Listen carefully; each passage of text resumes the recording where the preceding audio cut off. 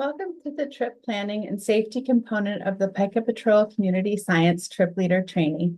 This video will share tips for planning trips to observe pikas using the Pika Patrol app, including information on when and where to go to find pikas, a summary of key safety considerations, information on what to consider when choosing a location, advice on group size, and advice on how to make sure pikas aren't disturbed or harmed by your presence. Please note that this training is designed for people who already have the basic training skills and experience to safely lead outdoor hiking trips. It covers additional information needed to lead trips to observe pikas. It does not cover all of the skills needed to safely lead outdoor hiking trips.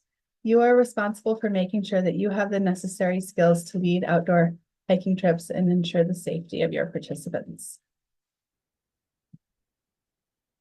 I want to start by mentioning that we have a short video about pikas and the Pika Patrol app that you are welcome to use to advertise your trips. You can find the video on the Colorado Pika Project YouTube channel at the link on the slide. Now let's talk about when and where you should go to find pikas. As you learned in the previous videos, pikas don't hibernate and they are active year-round. However, they are often found at sites that are covered in deep snow in winter. These areas are difficult and dangerous to access in the winter, and the pikas spend most of their time under the snow. In addition, the piles of rocks that pikas live in are slippery, unstable, and very dangerous if they are covered in even a small amount of snow. For these reasons, you should only plan trips when the location you want to visit is snow-free. In Colorado, pika habitat is usually snow-free from July through September, depending on snowpack. If you don't know when the area where you want to go is typically free of snow, you can explore typical snow depths at different times of year using the interactive map at the link on the slide. To do this, use the plus and minus buttons at the top to zoom in on the area that you are interested in. Then select snow depth under physical element on the left. Next, select a date on the left during the same date and month when you would like to plan your trip in a previous year. For example, if I want to plan a trip on July 5th, 2025, I would select July 5th, 2024 as the date. This will allow you to get a sense for past snow depth and whether your site is likely to be free of snow when you plan your trip. The map is currently showing Colorado in May of 2023, and the pink, purple, and blue colors are snow at different depths. You can see that there is still a lot of snow in the mountains in May. To help you plan your trips to see pikas in Colorado, we created an interactive map of trails where you can find pikas. There's a video tutorial on how to use this map on the Trip Leader training page, so I won't spend a lot of time on it here. The map covers Colorado. You can use the plus and minus buttons on the top left to zoom in and out. Red stars in the map are locations of past pika observations made near trails. The blue stars on the map are locations of past pika observations made in other locations, including observations near roads and observations made in off-trail areas in the backcountry. You can also look at land ownership on the map, which is useful for thinking about which public land management agency to contact to find out about any permit requirements. In addition, you can switch the base map to look at satellite imagery. That can be useful for looking for areas of talus near the pika observations on the map where you might also find pikas. The dotted lines on the map are trail segments from the Colorado Trails Explorer app. So once you identify a trail that you would like to visit using this map, you can get a more detailed description of the trail from CoTrax. It is important to note that there are many areas where you can find pikas in Colorado that are not on our interactive map because our map only shows locations where individuals have submitted pika observations to researchers using the Pika Patrol or iNaturalist apps. In addition, we don't have the resources to make an interactive map of hiking trails where you can find pikas in areas outside of Colorado. If you are outside of Colorado, or if you want to look for pikas in places in Colorado other than the trails on our interactive map, you can use a combination of topographic maps, satellite imagery, and slope angle layers in Google Earth, CalTopo, Gaia GPS, or other similar programs and apps to look for areas of talus near trails that you would like to visit. You should only use this approach if you are skilled at backcountry navigation and experienced with using these types of digital resources to plan trips and navigate in the backcountry. If you don't have substantial experience with backcountry navigation, we recommend that you take a backcountry navigation class and get experience with backcountry navigation before using this approach. I will briefly demonstrate how to identify talus in satellite imagery using Google Earth and how to use CalTopo to look at slope angle, which is important for avoiding steep, dangerous talus. You can use this information in combination with topographic maps to identify talus near trails in your area. As you may recall from the previous videos in this training series, pikas live in piles of rock called talus. It is possible to identify talus in satellite imagery using Google Earth or other mapping applications. This screenshot from Google Earth shows the Thomas Lakes near Mount Sopris in Colorado along the Thomas Lakes Trail. The areas of gray on this map that look rough like they are made up of piles of boulders are talus. I know there is a trail that goes to the smallest lake, so I'm going to zoom into that area to take a closer look and see if there is talus in that location. Now that I have zoomed in closer using Google Earth, you can see that the gray area near the small lake looks very rough, like piles of rocks. The whole gray area to the west of the lake in this image is talus. It takes a little practice to learn to identify talus in Google Earth. It is possible to confuse rock outcrops, areas of dead and down trees, and other features with talus. The best way to learn is to identify areas that you think are talus that are just off of trails or roads and easy to access, and then go visit those areas. Once you have done this a few times, you will get good at identifying talus in Google Earth. Now that I have confirmed that there is talus in the location I want to visit, I need to figure out if the talus is safe to access. Talus on steep slopes is extremely dangerous. To look at whether the talus you want to visit is on steep slopes, you can look at a map with slope angle shading. You can find slope angle shading layers in CalTopo and other mapping programs. To see slope angle shading in CalTopo, go to caltopo.com and click on Start Mapping. Search for the area that you're interested in the search bar at the top of the map. Once you are looking at the area of interest, go to the map layers on the right-hand side of the map and select slope angle shading. The yellow, orange, and purple colors on the map represent slope angle. This is a map of the Thomas Lakes area where we looked at the talus in Google Earth. You should avoid hiking on or below talus that is on steep slopes greater than 25 to 30 degrees. You should also use topographic maps and other resources to plan a safe route to the talus that you want to visit. Talus can look different in different areas. This is an example of talus made up of very large boulders near a lake in Rocky Mountain National Park.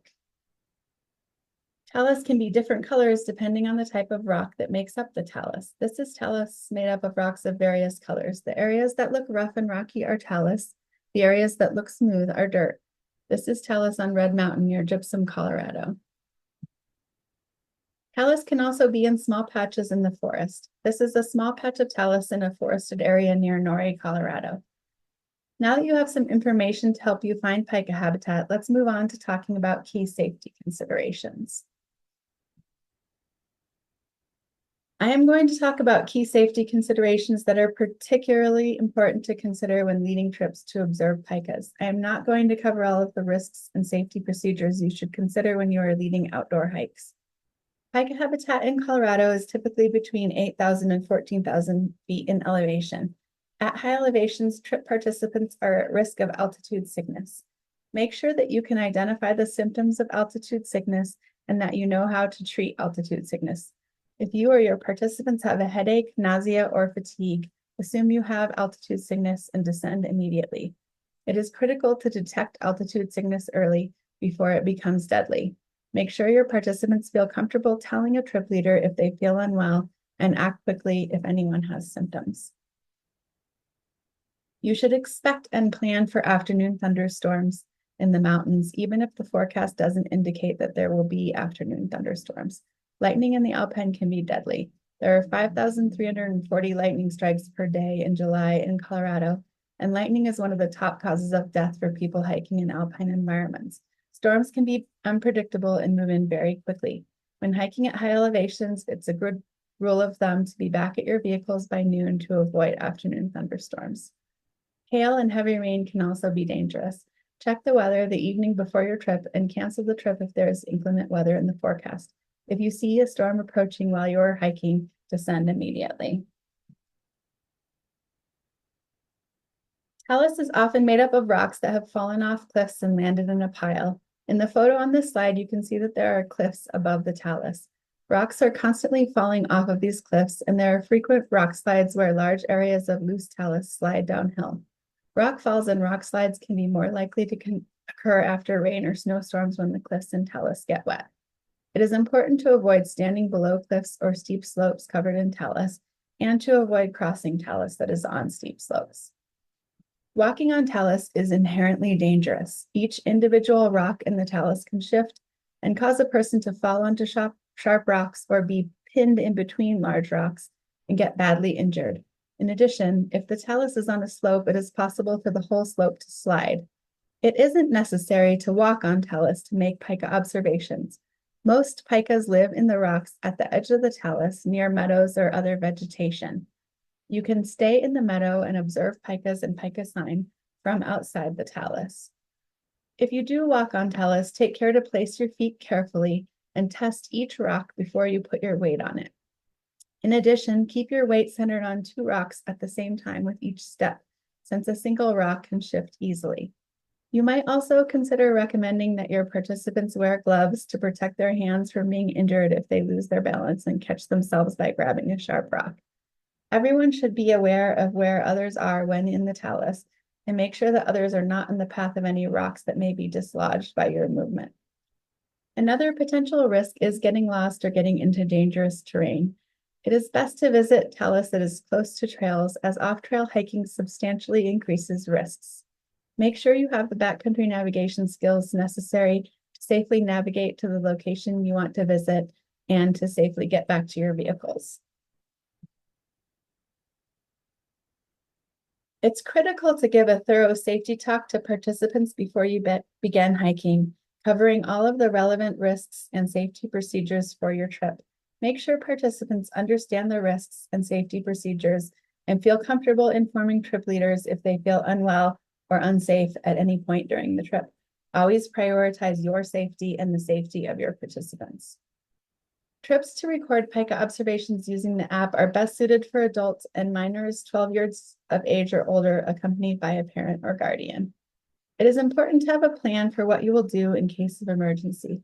There is no cell phone coverage in most areas where you can see pikas. We recommend bringing a personal locator beacon so that you can send a 911 signal in case of emergency. Trip leaders should have backcountry navigation training and wilderness first responder or wilderness first aid training. You can access a printable trip leader manual at pikapartners.org/trip-resources. The manual contains additional information and resources to help you prepare for your trip, including a list of equipment to bring, additional information and resources to help you ensure the safety of your participants, backcountry navigation resources, tips for identifying pikas and pika sign, photos of pika sign, and a guide to using Gaia GPS for navigation. Now let's talk about a few additional aspects of trip planning, starting with choosing a site. You should choose a location to record pika observations that is suitable for the ability and experience level of your trip leaders and participants. There are areas of pika habitat that are a short walk along a trail from a parking area, and areas that require long distance or off-trail hiking. It's best to choose sites that are on or very close to trails. Before you go, check the permit requirements for the location you plan to visit. Permit requirements will depend on the agency that manages the land, the area that you are in, the size of your group, and whether or not you are charging participants a fee to participate. If the trip is free, you will not need a permit in many places. If you charge a fee for participation, this often triggers a permit requirement. In some places, you will need a permit if the group size is larger than a certain threshold. Check with the agency that manages the land to find out about any permit requirements. It is always a good idea for trip leaders to scout the site in advance of leading a group to visit the site. It helps you to troubleshoot any potential issues and clearly communicate with participants about what they should expect. You can also determine whether or not there are pikas in the area. When you advertise the trip and send participants trip information, make sure to tell participants what to expect. Let them know to expect to hike at high altitude in areas with unpredictable and variable weather. Share details on hiking distance and difficulty. Provide participants with a list of essential items to bring. You can find a sample list in our printable trip leader manual. You also need to make sure participants download the Pika Patrol app before the trip. Weather can be difficult to predict in the mountains, so check the weather the night before the trip and anticipate the possibility that you will need to cancel the trip at the last minute. Collect participant contact information so you can cancel the trip. We also often schedule a backup date when we will do the trip if weather interferes with the original planned trip date. At locations above tree line, there can be limited privacy for going to the bathroom. Encourage participants to use the restroom before the hike and let them know that there may be limited privacy for using the bathroom once you get above tree line. The ideal group size for a trip depends on the number of trip leaders. We recommend having at least 2 trip leaders, regardless of group size. This makes it easier to handle any emergencies. It's also ideal to have 1 trip leader per 10 participants. In deciding on group size, consider how you will manage safety and any emergencies that may arise, and how you will provide help with identifying pikas and pika sign and using the app. If you take a larger group, you may need to do more group instruction rather than one-on-one instruction. Make sure to have all participants download the app before going out of cell phone range. Trip leaders should provide some one-on-one or group instruction on how to identify pikas and pika sign and on basic app functions. Tech-savvy participants can also help other participants use the app. If you scout the location in advance, you can mark latitude and longitude coordinates for where you find pikas and pika sign and guide people to that location so they can see pikas and pika sign at the beginning and then look for more throughout the hike. It is important to make sure you and your participants don't disturb or harm pikas. Fortunately, pikas are relatively tolerant of human disturbance. You should give them some space, especially if they are moving away from you or hiding from you under the talus. However, some pikas are bold and may approach people. It isn't a problem if they get close to you as long as you don't touch them. Pikas depend on their hay piles to survive winter, so don't take vegetation out of their hay piles. Do not feed pikas. Human food can harm or kill pikas. If you allow dogs on your trips, require that participants keep them on a leash and out of the talus.